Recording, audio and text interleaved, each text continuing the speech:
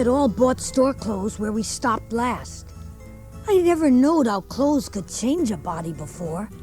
Why, the king, he looked like the orneriest old rip that ever was. But now, when he'd take off his new white beaver hat and make a bow and do a smile, he looked so grand and good and pious that you dare say he walked right out of the ark. And maybe he was old Leviticus himself. Seeing how I'm dressed, I reckon we better arrive at the next town on a steamboat. How about trying the Royal Nonsuch again? I judge it wouldn't be safe. News of our last performance might have come down the river by this time. Let's just trust to Providence. Yeah. Go for the steamboat, Huckleberry. I didn't have to be ordered twice to go and take a steamboat ride. So the king and me left to look over the town. A little ways above the village, we tied up and waited for a steamboat. While we was just lazying round, along come a nice, innocent-looking young country Jake with a couple of big carpet bags. Where you bound for, young man? Oh, for the steamboat. Going to New Orleans. Well, get aboard. We're going for her, too, as soon as she comes by. Hold on a minute. My servant will help you with them bags. Jump out and help the gentleman, Adolphus. Well, the king meant me, of course. And I knew that old fraud was up to something. But I didn't mind being Adolphus for a while. I wasn't particular. When I first see you, I says to myself, why, it's Mr. Wilkes, sure. But he didn't come here in time. You ain't him, are you? No, I ain't. But who's Wilkes? Well, folks is a-looking for Harvey Wilkes. But his brother Peter died yesterday. Old Peter sent for him when he first took ill a month or two ago. But his brother didn't get here in time. Oh, that's a shame. Where does Harvey live, anyhow? Oh, he lives in England. He's a preacher there. But everybody thought he'd come. Him and his younger brother, William. That's a deaf and dumb one. But he's younger, and old Peter never seen him before. Folks is still expecting him, I reckon. Are there any other relations, or just Harvey and William in England? Oh, only 3 nieces, the daughters of another brother who died here a few years back. The girls live with old Peter. Poor things, to be left alone in a cold world now. Old Wilkes was pretty well off. Them girls will be took care of. He had a lot of cash hid up somewheres. When did you say the funeral was? Well, I didn't say, but it'll be tomorrow about the middle of the day. Well, when the steamboat come along, we struck out for her. But we didn't get aboard, only gave the young fellow a lift. I knew the king was up to something, the way he kept a-pumping that young man. Why, he went on asking questions till he just fairly emptied that young fella, finding out all about old Peter Wilkes and about his brothers from England and about the nieces and the townspeople. When the fella come aboard, the king told me to light out for where the Duke and Jim was, and I done it. Listen here, Bilgewater. There's an opportunity in this town just a-waiting for us. How are you on the deaf and dumb? Why, I believe I can do a tolerable job. Well, there's a rich man up yonder what's died, and they're all expecting 2 brothers from England. An older brother, Harvey, which is me, and a deaf and dumb younger brother, which is you. Well, fill me in, Brother Harvey. So, the king told him everything, just like the young fella had said it, every last word of it. And the king began to talk like an Englishman. And he done it pretty well, too, for a slouch. Later in the afternoon, their campaign was all planned, and we hailed a big steamboat that was a-comin' from Cincinnati and rode into town in style. When we got ashore, about 24 men flocked around us. Being the only passengers to come ashore there, the king spoke to one. I say, can any of you gentlemen tell me where Mr. Peter Wilkes lives? Sorry, sir, but the best we can do is tell you where he did live yesterday. Alas, our poor brother gone. And we never got to see him. Oh, it's too hard. Then the king turns around blubbering, and makes a lot of idiotic signs to the Duke with his hands, and blamed if he didn't drop a carpetbag and bust out a-crying. If they weren't the beatin'est lot, them two frauds, that I ever struck. When we got to the house, the three girls were standing in the door. Mary Jane was the oldest and red-headed, but that don't make no difference. She was most awful beautiful, and her face and her eyes was all lit up like glory. She was so glad her uncles was come. Oh, Uncle, you've come. Bless you, dear girls, you poor, lonesome little lambs. Uncle Harvey. Uncle William. Yes, this is your poor uncle's come too late. Oh, there lies our poor, cold brother. Quiet, everybody. Well, the king and the duke made for the coffin and took one sight. And then they bust out a-crying so you could have heard 'em to New Orleans most. Oh, they went to blubbering for 3, maybe 4 minutes. I never see 2 men leak that way before.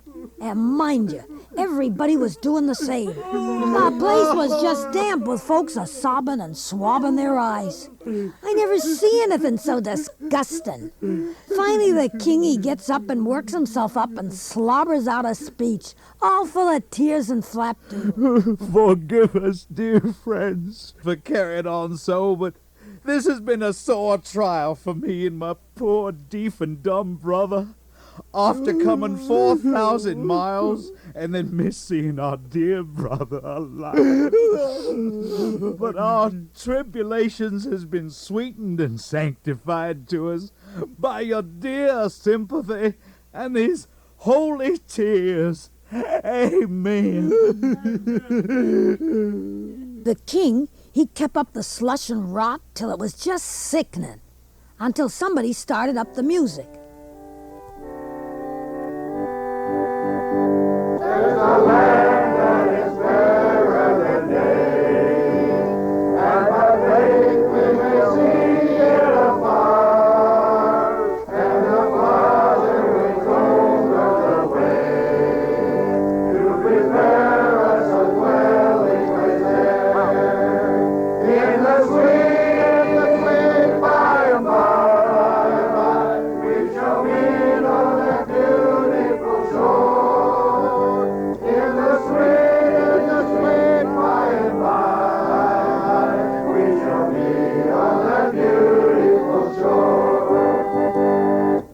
After all that soul butter and hogwash, the music sort of freshened up things, sounding honest and bully.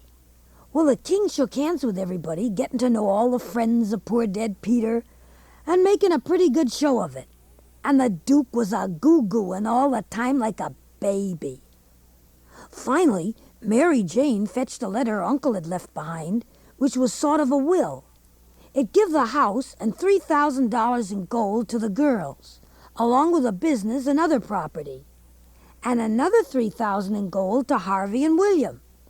And it told where the whole kit and caboodle was hid down the cellar. Well, the two frauds went to fetch it, and I went along down to hold a candle. Well, I'll be switched. Here's the gold right where the letter said. Look at the gold. Why, Bilgewater, it beats the Royal Nonsuch, don't it? Indeed it does. Things is getting better and better. Being brothers to a rich dead man and foreigners who are heirs to his fortune is a line for me and you, Bill.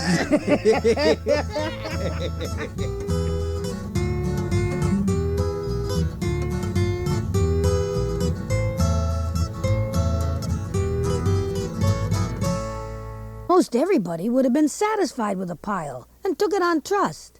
But no, they had to count it. So they counts it. And blame my cats if it didn't come out $415 short. Darn that, Peter. I wonder what he done with that $415. Well, he was a pretty sick man, and likely he just made a mistake.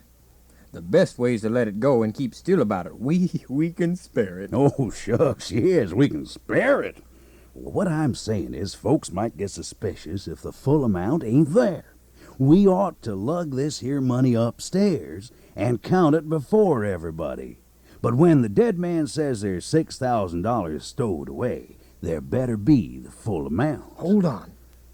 Let's make up the deficit from the take we made on the Royal Nonsuch. Why, Bilgewater, you have got a rattling clever head on you. Say, I got another idea.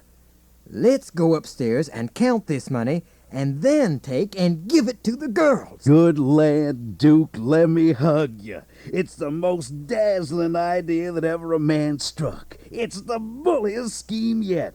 Let 'em fetch along their suspicions now if they want to. This'll lay 'em out sure. You bet.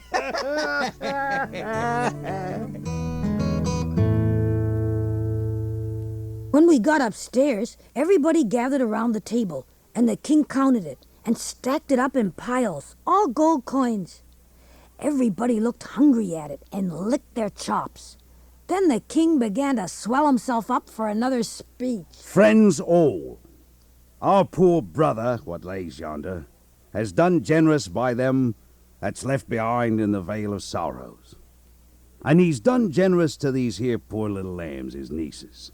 And we that knowed him knows that he would have done more for 'em, except he wanted to do right by his two distant brothers, poor deaf and dumb William and me. But what kind of uncles would we be that'd rob, yes, rob, such poor sweet lambs as these? Now, I think I know what William would want me to do with his portion of the money. Well, I'll just ask him. The king, he turns around and begins to make a lot of signs to the duke with his hands. And the duke, he looks at him, stupid and leather-headed a while. Then, all of a sudden, he seems to catch his meaning and jumps for the king, goo-gooing with all his might for joy, and hugs him about 15 times before he lets up. I knowed it. I reckon that'll convince anybody the way Brother William feels about it. Here, Mary Jane, Susan, Joanna, take the money. Take it all. It's a gift to him that lays yonder, cold but joyful. Well, if that didn't convince everybody, nothing would. Everybody crowded up with tears in their eyes and shook the hands off of them two frauds. You dear good soul. How lovely. How could you? Well, just then, in walks Doc Robinson and the Reverend Hobson, two friends of the family who'd been uptown. The doctor was shipping a sick man to the other world, and the preacher was pointing him right. They listened to the king for a minute, and then started to laugh. Why, Doctor, hain't you heard the news? This is Harvey Wilkes, Peter's brother from England. Is this my poor brother's dear good friend and physician? I'm mighty pleased. Keep your hands off me. You talk like an Englishman, don't you? It's the worst imitation I ever heard. You, Peter Wilkes's brother, you're a fraud, that's what you are. Now, Doctor, he's Harvey for sure. He knows everybody in town, just like Peter wrote to him in England. Mary Jane, I was your father's friend, and an honest one that wants to protect you. This man's the thinnest kind of impostor. Come in here with a lot of empty names and facts which he picked up somewheres. Now listen to me. Turn this pitiful rascal out, I beg you. Here's my answer. Take this money, Uncle Harvey, and keep it for me and my sisters. And don't give us no receipt for it. I trust you. That's right. All right. I wash my hands of the matter. But I warn you all, there are times a-comin' when you're going to feel sick whenever you think of the day you believed this impostor. Well, all right, Doctor. We'll try and get 'em to send for you when we're sick. Only we hope you won't cure us the way you do some of your patients.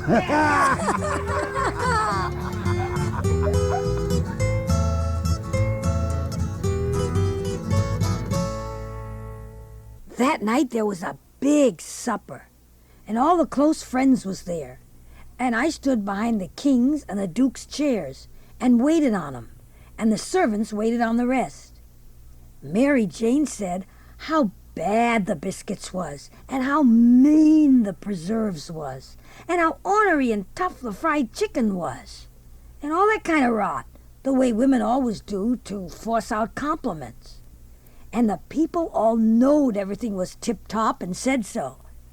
Afterwards, when I ate out in the kitchen, the youngest sister, Joanna, got to pumping me all about England. Did you ever see the king?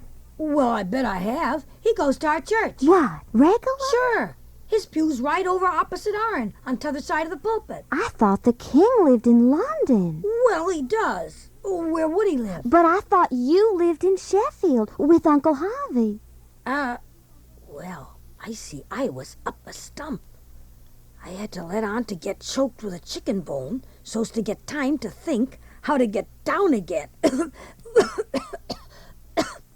Well, the king only goes to our church regular when he's in Sheffield, in the summertime, when he comes there to take the sea baths. Why, how you talk. Sheffield ain't on the sea. Well, who said it was? Well, you did. No, I didn't. Well, what did you say then? I said he comes to take the sea baths. That's what I said. Well, then how's he going to take the sea baths if it ain't on the sea? You answer me that. Looky here. Did you ever see any mountain spring water? Sure. Well, did you have to go to the mountains to get it? Well, no. Well, the king doesn't have to go to the sea to get a sea bath. They fetch it to him in barrels. Oh. Do you go to church, too? You bet. Regular. Where do you sit?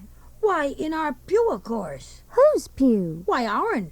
Your Uncle Harvey's. What does he want with a pew?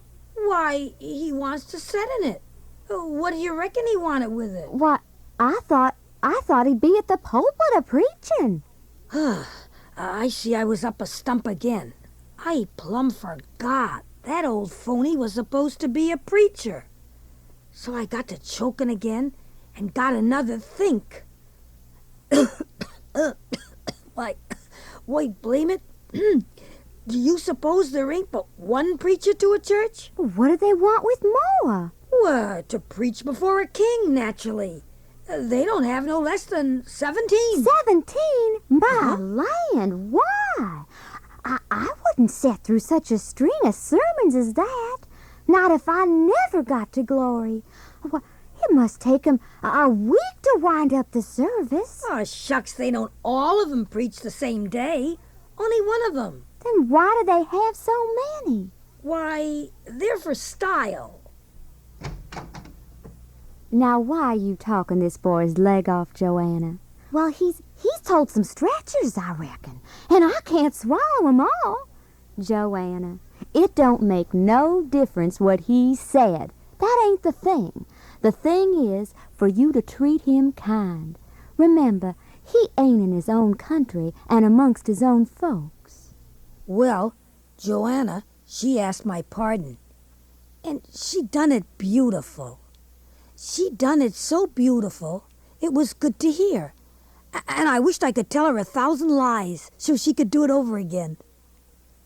Then I says to myself, these are the girls that I'm letting that old reptile rob of their money. I felt so ornery and low down and mean that I decided to rescue that money for them or bust. Well, I went up to the king's room and started to paw around, scared to light a candle. About that time, I hears their footsteps, so I jumped in behind some frocks a-hanging in the closet and listened. Well, what is it, Bilgewater? We shouldn't stay away from the family long. Well, I ain't comfortable. That doctor might make trouble for us. I think we better skip out of here early in the morning. What? And not sell out the rest of the property? Why, we can make a killing here if we just sit tight, play our cards outright. Oh, let's let well enough alone. There's enough gold for us. We don't need to rob a lot of orphans of everything they got. Why, how you talk. Where you been? Listening to the parson? Well, all right. We'll stay. But it seems blame foolishness with that doctor ready to stir up trouble. Cuss the doctor! What do we care for him? Ain't we got all the fools in town on our side? And ain't that a big enough majority in any town? Maybe you're right. But I don't think we put the money in a good place. What do you mean? Well, We hid it in amongst these old clothes, and like as not they'll be boxing 'em up to put 'em away. You're right, Bilgewater. Let's stick it inside this straw mattress under the feather bed. We never turn it over but about twice a year. Hurry it up. Let's go downstairs. There. Come on. Well, that makes me feel better.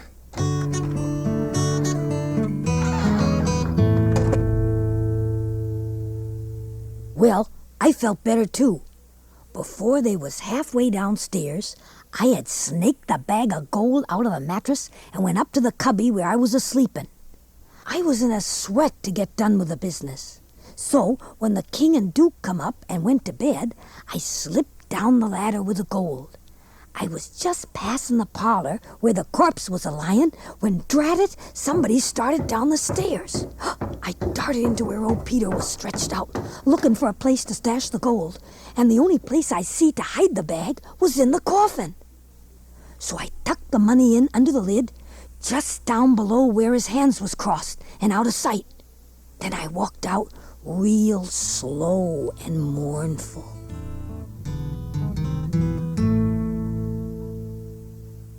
Oh, it's you, Adolphus. Good evening, Mary Jane. I was just paying my last respects to your dear uncle. Why, that was mighty thoughtful of you. Well, good night, ma'am. Good night, Adolphus, and thank you ever so much. The next day they held the funeral. There was a lot more slobbering and nose-blowing, and they had borrowed a melodeon, a sick one. And when everything was ready, a young woman sat down and worked it. Oh, it was pretty squeaky and colicky, and everybody joined in and sung. And Peter was the only one that had a good thing, according to my notion. I was in a sweat through the whole thing, wondering if anybody'd find that bag of gold laying there in the coffin. But nobody did. And afterwards, they buried old Peter, gold and all. Well, the next day, the king and duke come up in the cubby and woke me up. And I see by their look that they had missed the gold. Wake up, you. Was you in my room night before last? No, your majesty. Was you in there yesterday or last night? No, I weren't. Have you seen anybody else go in there? No, your grace. Not as I remember. Stop and think. Well, I see some of the slaves go in there several times. When was that? Why, the day of the funeral. Well, go on. Go on. What did they do? Well, they didn't do nothing. I figured they was just going to straighten your room and found you still sleeping, so they slid out without waking you up. Great guns. Hey, is anything the matter? That ain't none of your business. You just keep still. We got to just swallow it and say nothing until we find out who took it. I told you we should have lit out early yesterday morning. Yeah, maybe you're right.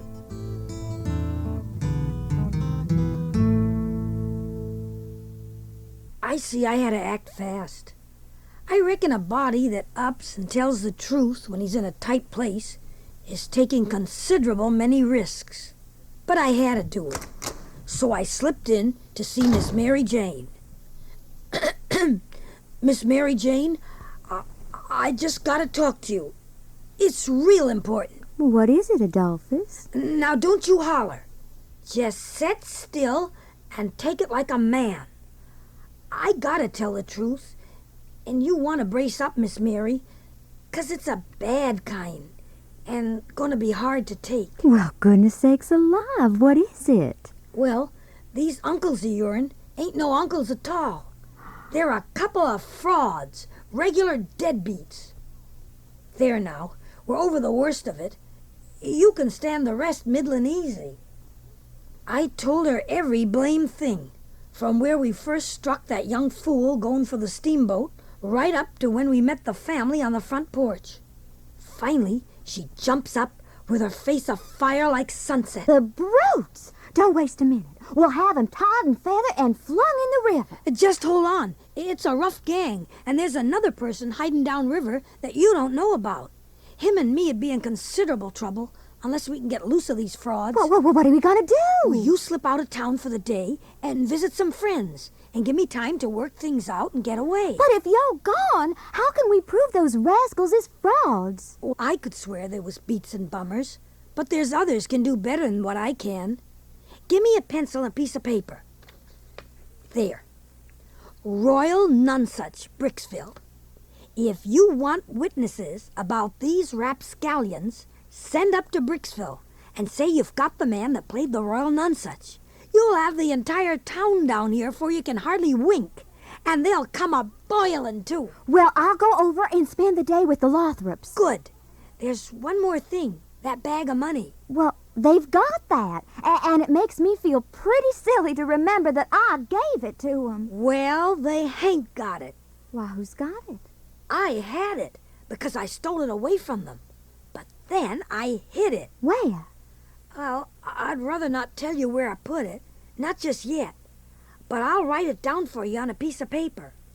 And you can read it when you get back and I'm gone. So I wrote on a paper. I put it in the coffin. I folded it up and give it to her. And I see the water come into her eyes and she says, Oh, goodbye. I shan't ever forget you. And if I don't ever see you again, I'll think of you many and many a time. And I'll pray for you, too. Well, she lit out and was gone. Pray for me. Huh. I reckoned if she knowed me, she'd take a job that was more nearer her size. In my opinion, she had more sand in her than any girl I ever see. In my opinion, she was just full of sand. Sounds like flattery, but it ain't. It's the truth.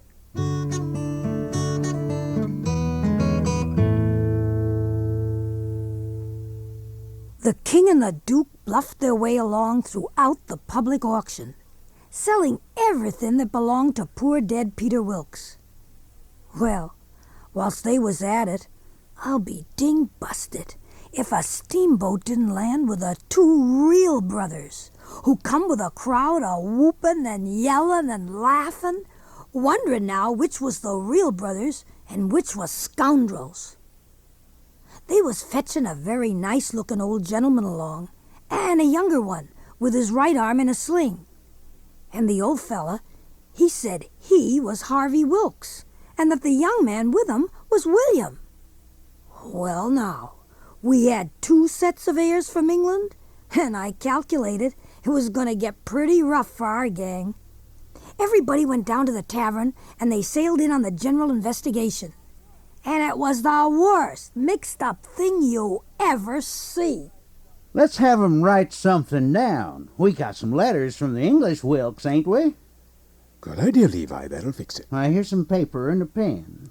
Here, each of you write a line or two and sign your name. Now we'll find out which is the real Harvey and William. Okay. There you are. Here's my note. This is William's. The king, he waltzed through without batting an eye, gazing down sorrowful on them newcomers, like it'd give him the stomach ache to think there could be such frauds and rascals in the world. And the duke, he went a-goo-gooing around happy and satisfied, like a jug that was googling out buttermilk. Well, they all wrote, except one of the newcomers, who had his arm in a sling, and gave the notes to the lawyer. Well, it beats me. These old letters is from Harvey Wilkes, and none of these notes written by these 3 gentlemen matches 'em. If you please, let me explain. No one can read my handwriting but my brother there, so he copies all for me. All of my letters are copied in his handwriting. Well, get him to write a line or two so we can compare. He can't write with his left hand, and he's injured his right one. Now, isn't that convenient? I've thought of something. Is there anybody here that helped lay out the late Peter Wilkes for the burying? Yeah, me and Ab Turner done it. We're both here. Well, then, the real brothers should be able to tell what was tattooed on his chest. Do you know, sir? Well, the man was talking straight to the king, and I says to myself, now he'll throw up the sponge. There ain't no more use. But the king didn't. He was the gall-darndest fraud you ever see.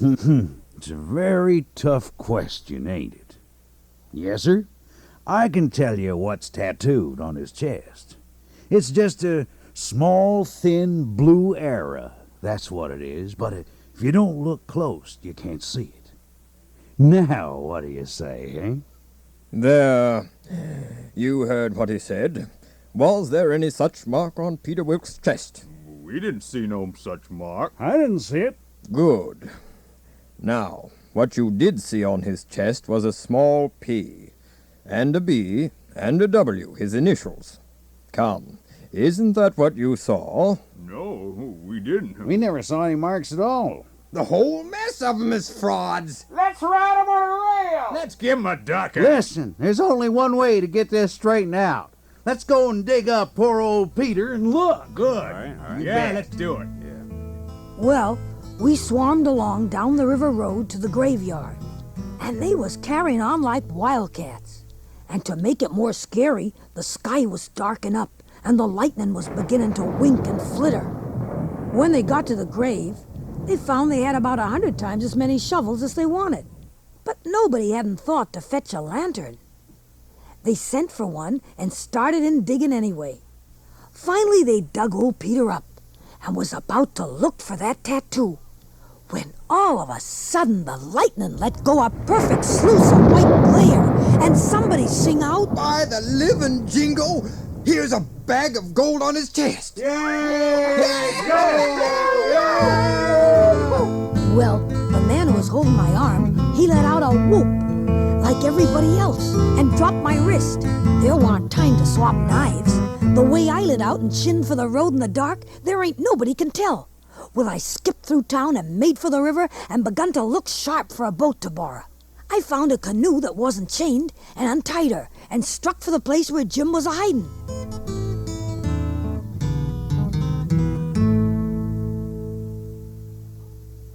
Out with you, Jim, and set the raft loose. Glory be to goodness, we're shut of 'em. Lordy, Huck, it's you. Come at last. Cut loose and let her slide, Jim. What's going on, Huck? Where's the royalty? I'll tell you later. Just get a humpin'. I was jumping around for joy, happy to be free again and safe, when I noticed a sound that I knowed mighty well. Sure enough, when the next flash busted out over the water, here they come, and just a-layin' to their oars and making their boat hum. It was the king and the duke. Well, it was all I could do to keep from crying.